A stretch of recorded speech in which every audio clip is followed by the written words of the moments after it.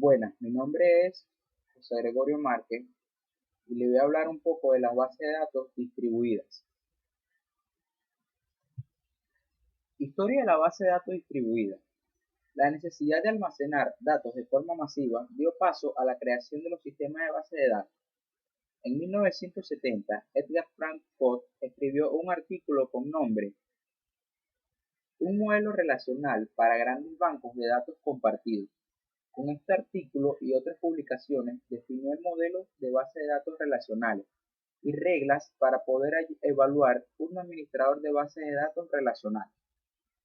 Inicialmente podemos decir que los sistemas de bases de datos relacionales surgen como respuesta a la distribución que las empresas ya tienen, al menos de manera lógica, y que en ocasiones también tienen de manera física.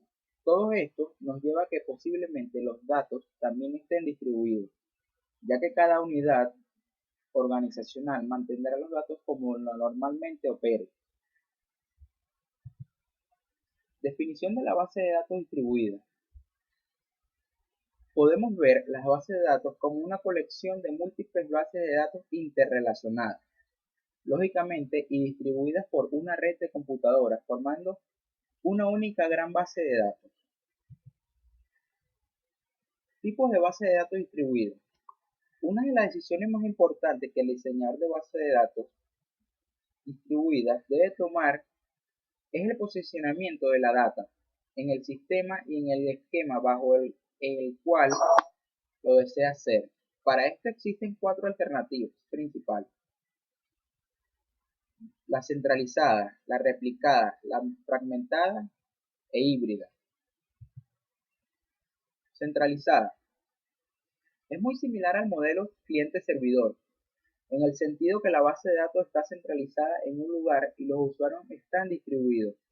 Este modelo solo brinda la ventaja de tener el procesamiento distribuido, ya que en este sentido de disponibilidad y fiabilidad de los datos no se gana nada. Replicadas. El esquema de la base de datos de replicación consiste en que cada nodo debe tener su copia completa de la base de datos. Es fácil ver que este esquema tiene un alto costo en el almacenamiento de la información, debido a que la actualización de los datos debe ser realizada en todas las copias. También tiene un alto costo de escritura, pero todo esto vale la pena si tenemos un sistema en el que se va a escribir pocas veces y leer muchas, y donde la disponibilidad y fiabilidad de los datos sea máxima importancia. Particionada. Este modelo consiste en que solo hay una copia de cada elemento, pero la información está distribuida a través de los nodos. En cada nodo se aloja uno de los fragmentos disjuntos de la base de datos. E híbrida. Este esquema simplemente representa la combinación del esquema de la partición y replicación. Se particiona la relación y a la vez los fragmentos están selectivamente replicados a través del sistema de base de datos. Objetivo de un sistema de base de datos distribuido. Autonomía local. Los sitios en un sistema distribuido deben ser autónomos. La autonomía local significa que todas las operaciones en un sitio dado están controladas por un sitio. Ningún sitio X debe depender de algún otro sitio Y para su operación satisfactoria. Independencia de un sitio central. La autonomía local implica que todos los sitios deben ser tratados como iguales, por lo tanto, no debe haber particularmente ninguna dependencia de un sitio maestro central para algún servicio central, tal que todo el sistema dependa de ese sitio central. Continua operación. Una ventaja de los sistemas distribuidos es que deben proporcionar mayor confiabilidad y mayor disponibilidad. Transferencia de ubicación. Para el usuario, la localización física de los datos debe ser transparente, no necesita saber dónde está el dato para utilizarlo. Transferencia de fragmentación.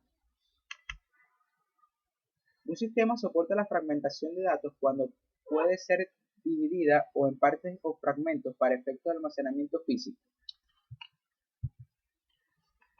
Transferencia en la replicación. El sistema soporta la replicación de datos cuando un fragmento puede ser representado por muchas copias distintas o réplicas guardadas en muchos sitios distintos.